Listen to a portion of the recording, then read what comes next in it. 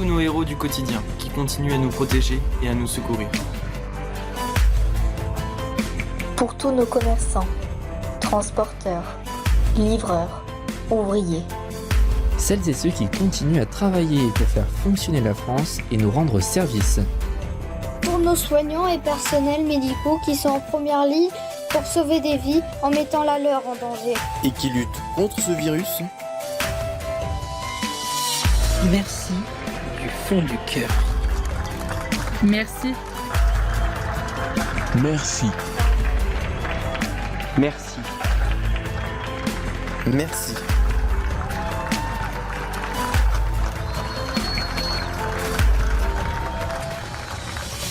Pour le soutenir encore plus et aider les personnes vulnérables, Faites un don sur fondationdefrance.org. Et n'oubliez pas, pour mettre fin à cette pandémie et sauver des vies, Restons chez nous. «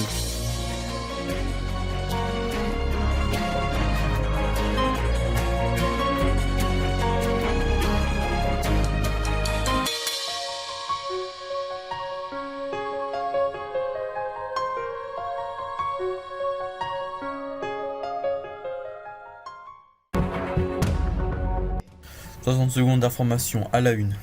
La Chine a accéléré mercredi la fin du bouclage de Wuhan, la ville à l'origine de Covid-19, tandis que la pandémie qui a déjà fait près de 83 000 morts continue son expansion en Europe et aux États-Unis, provoquant une récession inédite depuis la Seconde Guerre mondiale. Le Premier ministre britannique Boris Johnson, testé positif au virus, se trouve mercredi dans un état stable pour sa troisième journée en soins intensifs où il se bat contre le nouveau coronavirus qui a tué près de 6200 personnes au Royaume-Uni.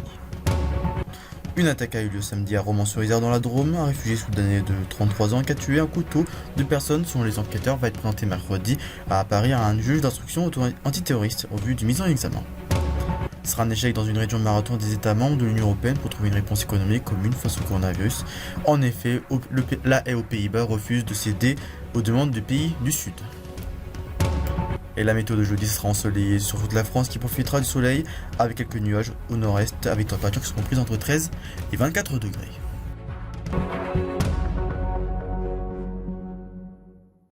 Mesdames et messieurs, bonjour, bienvenue dans cette émission spéciale d'Instant Nature consacrée à cette pandémie de coronavirus. Nous commencerons tout d'abord par évoquer le risque de pénurie alimentaire mondiale qu'ont évoqué l'ONU et l'OMC. Ces deux organismes tirent la sonnette d'alarme concernant donc un risque de pénurie alimentaire mondiale. Nous ferons dans un instant un point complet. Nous ferons aussi un point sur l'école à la maison qui est mise en place depuis presque 3 semaines maintenant. Des élèves sont-ils un peu abandonnés? Eh bien c'est ce que nous verrons dans quelques minutes. Nous ferons aussi bien sûr le point sur le brevet et le baccalauréat. Des mesures ont été annoncées par le ministre de l'Éducation nationale et de la jeunesse, Jean-Michel Blanquer. Nous reviendrons dessus. On vous parlera aussi de cette guerre des masques qui est déclenchée entre les différentes puissances du monde. Les États-Unis ont dernièrement volé des masques qui étaient pourtant destinés à la France. La France qui a elle-même volé des masques qui étaient pourtant destinés à l'Italie. Nous ferons un point complet avec Léon Patron qui sera en duplex avec nous. Et puis à la fin de cette émission spéciale, nous vous parlerons du report des élections municipales au mois d'octobre, voire après. Elles étaient déjà reportées au mois de juin et il y a donc quelques jours, elles ont été de nouveau reportées, cette fois-ci à l'automne prochain. Bienvenue dans cette émission spéciale d'Instant Nature.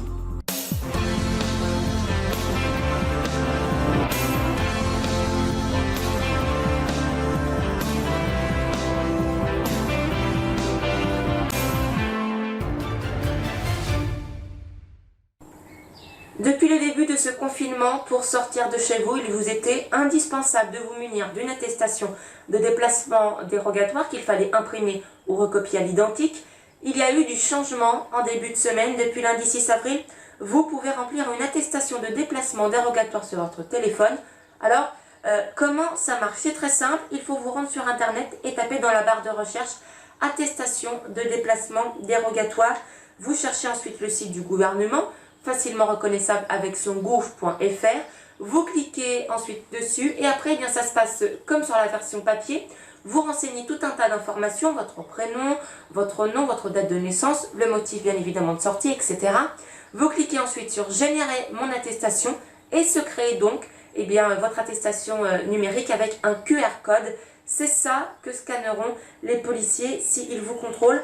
Je vous précise qu'il est très important de bien se rendre sur le site du gouvernement, sinon les policiers ne pourront pas scanner.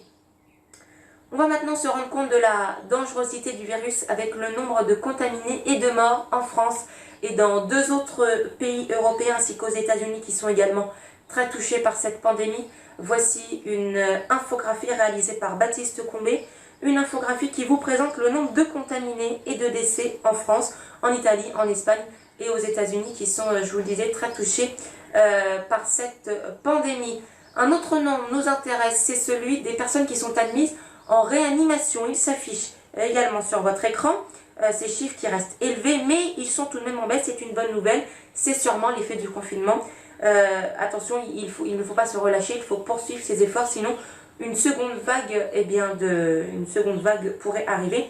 Donc, il faut poursuivre ses efforts. Justement, comment va se passer le déconfinement, ou plutôt, comment pourrait passer le déconfinement? C'est la grande question que se pose le gouvernement. On le sait, le confinement est en application jusqu'au 15 avril. Un déconfinement par région ou par tranche d'âge a été évoqué à plusieurs reprises dans les médias. Mais ce ne sont que des hypothèses. Bonjour Léon Patron, y a-t-il un scénario de déconfinement privilégié? Bonjour Alexis, bonjour à toutes et tous. En effet, d'ici moins d'une semaine, normalement le confinement sera terminé, mais on va le voir, ça va être beaucoup plus compliqué que ce qu'il en est pour l'instant. Donc 4 cas de déconfinement, vous allez les voir s'afficher sur votre écran. Le premier, ce serait un déconfinement dans le temps. Petit à petit, les commerces, les restaurants, etc., les bars vont rouvrir, et puis les concerts, les matchs, etc., eux, vont être repoussés, puisque ce sont des grands événements qui demandent un rassemblement de beaucoup de personnes. Ensuite, il y aurait un déconfinement par catégorie. Alors, soit par région, chaque région n'a pas été touchée de la même façon en France. Par exemple, la région Grand Est ou Île-de-France a été beaucoup plus touchée que la région PACA. Et donc, ces régions qui ont connu un pic pourront sortir plus rapidement que celles qui l'attendent toujours. Ensuite, il y aura un déconfinement par âge. Chaque tranche d'âge n'a pas été touchée de la même façon. Les personnes âgées, les personnes vulnérables et les jeunes enfants sont plus faibles que les adultes en bonne santé. Et puis enfin, le déconfinement pourrait s'acheminer avec plusieurs types de tests sérologiques. Chaque personne testée pourrait être déconfinées plus rapidement que celles qui ne sont pas testées. Enfin, troisième cas, l'immunité collective. Il faut que 50 à 60% de la population soit testée positive au Covid-19. Elle va donc développer des anticorps et l'épidémie va tout simplement s'éteindre. Enfin, quatrième cas, le stop and go. Alors par exemple, nous allons déconfiner un quartier, puis ensuite un autre, puis ensuite un autre. Le but est toujours d'écréter cette crête pour pas qu'il y ait de pic, mais plutôt un plateau pour pas que les hôpitaux soient surchargés très rapidement. Et donc peut-être que cela prendra beaucoup plus de temps. Ce ne sont que des hypothèses. Pour l'instant, on n'en sait pas plus. Les autorités devraient parler dans les jours à venir pour éclairer cela, puisque le déconfinement devrait commencer, on dit bien commencer, d'ici une semaine. Eh bien, merci beaucoup Léon Patron pour toutes ces explications. On vous retrouve dans quelques minutes pour parler de la guerre des masques qui est déclenchée entre certains pays.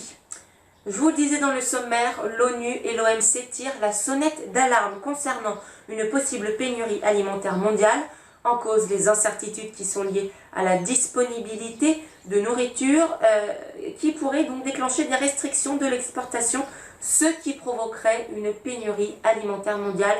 Les 2 organismes ainsi que l'Organisation des Nations Unies pour l'alimentation, la FAO, insistent sur le fait qu'il est important d'assurer les échanges commerciaux. L'ONU, l'OMC et la FAO, qui ne s'inquiètent pas pour rien, elles s'appuient sur le fait qu'il y ait des retards de containers aux frontières et des ralentissements de la circulation des travailleurs de l'industrie agricole et alimentaire. Les 3 organismes qui rappellent aussi que la protection des salariés travaillant dans l'industrie alimentaire est primordiale, dans un premier temps pour que le virus se propage dans le secteur de façon moindre et pour que les chaînes d'approvisionnement alimentaire continuent de fonctionner. On va maintenant vous parler de la guerre des masques qui est déclenchée entre plusieurs pays. Les Américains ont dérobé des masques qui étaient pourtant destinés à la France. La France, qui n'est pas non plus un bon élève, elle a elle-même volé 50% d'une cargaison d'un bateau venant de Marseille, des masques qui étaient pourtant destinés à l'Italie. Léon Patron, on vous retrouve à nouveau. Est-ce que vous confirmez ce que j'ai dit il y a quelques secondes? Une guerre des masques est déclenchée entre plusieurs pays. Donc déjà, il y a deux types de masques, les FFP2, les meilleurs, et également les masques chirurgicaux. Et donc ces masques en France, ils sont réquisitionnés par l'État, on ne peut pas en trouver dans le commerce, et ils sont destinés aux aides-soignants en première ligne, mais aussi à toutes les personnes qui sont en deuxième ligne, les caissières par exemple, ou tous ces métiers qui ne sont pas directement aides-soignants, mais qui ont besoin quand même d'un masque car ils sont en contact avec le public. Et donc les pays se volent entre eux. Les États-Unis auraient volé des cargaisons de masques en Allemagne, mais aussi sur des tarmacs pour payer 2 à 3 fois le prix des cargaisons. Ce sont des masques chinois, puisque la Chine fait redémarrer petit à petit ses activités. Alors qu'au mois de janvier, les pays lui en envoyaient. Par exemple, c'est le cas de la France. La France a envoyé des masques en Chine et aujourd'hui, la Chine envoie des masques à la France pour faire face à l'épidémie. Et donc, les masques viennent de Chine. Alors attention, il faut bien faire attention. Certains masques de Chine sont de mauvaise qualité. Le matériel chinois est acheminé par avion. Il fait des détours par des grands aéroports, des ports également par bateau. Et donc, sur les tarmacs, eh bien, les USA auraient volé plusieurs cargaisons de masques. Ils les ont fait charger dans des avions américains et sont repartis aux États-Unis. Donald Trump s'est défendu de tout cela, mais plusieurs présidents de région également en France confirment cela, notamment Valérie Pécresse, la présidente de la région Île-de-France. Et donc cette guerre des masques, également la France n'en est pas pour rien non plus dans ce conflit. La France qui a pris des masques à la Suède, ça a transité, vous le disiez Alexis, ça a transité par la France, par le port de Marseille. La France en a saisi 50%. Elle les a ensuite restitués il y a quelques jours. La France a promis qu'elle deviendrait autonome en production de masques, c'est ce qu'a annoncé Bruno Le Maire il y a quelques jours, le ministre de l'économie. À l'avenir, chaque Français devra avoir un stock de masques chez lui. C'est le cas par exemple des détecteurs de fumée. Avant, pas tous les Français en avaient, c'est devenu obligatoire. Maintenant, chaque Français a quelque chose au plafond. Eh bien, ce sera peut-être pareil. Les Français devront avoir leur stock de masques et en cas d'épidémie, eh bien, les Français devront utiliser ces masques. Par exemple, dans les pays coréens, les masques sont très utilisés. En France, cette culture des masques n'est pas présente. Elle va le devenir très probablement dans les prochains mois, les prochaines années. Eh bien, merci beaucoup Léon Patron pour toutes ces explications. Cela fait presque un mois maintenant que tous les écoliers de la petite section à la terminale sont chez eux, leur établissement étant fermé. Tous les élèves ont dû se poser la question au moins une fois, jusqu'à quand? Théoriquement, tous les établissements scolaires sont fermés jusqu'au 4 mai, mais on va regarder un tweet de Flash Info Île-de-France, notre partenaire, disant que la réouverture des écoles le 4 mai n'est pas le scénario privilégié. L'exécutif réfléchirait plutôt à une fermeture des établissements scolaires jusqu'aux vacances d'été. Tout va dépendre aussi de la façon dont va se faire le déconfinement, mais le ministre de l'Éducation nationale et de la jeunesse, Jean-Michel Blanquer, a déclaré sur BFM TV que tous les écoliers ne retourneront pas à l'école en même temps. En tout cas, eh bien, si un retour à la normale est possible avant les vacances d'été, tous les élèves auront cours jusqu'au 4 juillet, le brevet et le baccalauréat étant annulés. On va en parler dans un court instant. On va continuer au sujet des écoles. Depuis l'annonce de la fermeture des établissements scolaires, presque tous les élèves suivent des cours à distance, sauf ces 3 à 5% d'élèves qui sont mis sur le bord du chemin, a annoncé Jean-Michel Blanquer. Il avait pourtant dit quelques jours auparavant qu'aucun élève ne serait, je cite, laissé sur le bord du chemin. Et pourtant, eh bien, on vient de le voir, entre 3 et 5% des élèves ont été laissés sur le bord du chemin. En cause, la difficulté d'accès à un ordinateur ou à une tablette. Tous les cours des collégiens et des lycéens se faisant par l'intermédiaire d'un outil technologique. Il y a aussi l'accès à une imprimante qui n'est pas toujours simple pour les élèves et même l'accès d'ailleurs à Internet. Notons quand même que le gouvernement a fait son maximum pour garantir une continuité pédagogique. On va maintenant vous parler du baccalauréat et du brevet qui, vous le savez, vont se dérouler dans un contexte particulier cette année. Effectivement, il s'effectuera en contrôle continu. Il n'y aura pas d'épreuve écrite finale. Dans ce contrôle continu seront prises en compte les notes du premier et du deuxième trimestre. Les notes du troisième trimestre ne seront pas comptées, sauf si les cours reprennent avant les vacances d'été. Concernant les épreuves orales, seul l'oral de français des élèves de première est maintenu. Les élèves de CAP, BEP et BTS seront également évalués avec le contrôle continu. Pour les élèves qui auront obtenu une moyenne entre 8 et 9,9 sur 20, ils auront droit à un oral de rattrapage.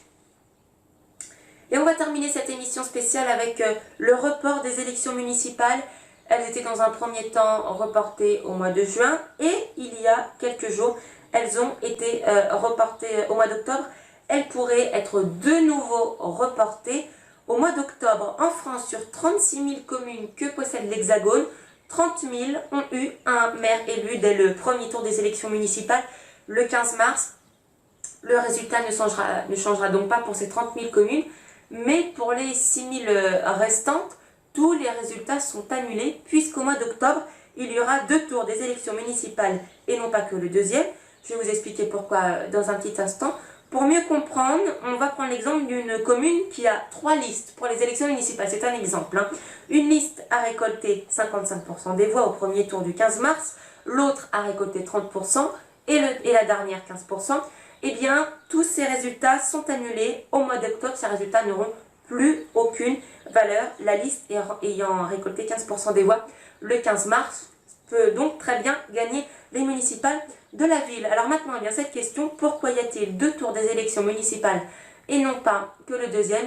Eh bien, c'est parce que c'est écrit dans la loi, les tours des élections municipales ne doivent pas être séparés, ne doivent être séparés que d'une semaine. Or, du 15 mars au mois d'octobre, il n'y a pas qu'une semaine. Concernant le monde politique, sachez que Boris Johnson a été admis en soins intensifs lundi, atteint lui aussi du coronavirus. Son état de santé s'est dégradé en peu de temps.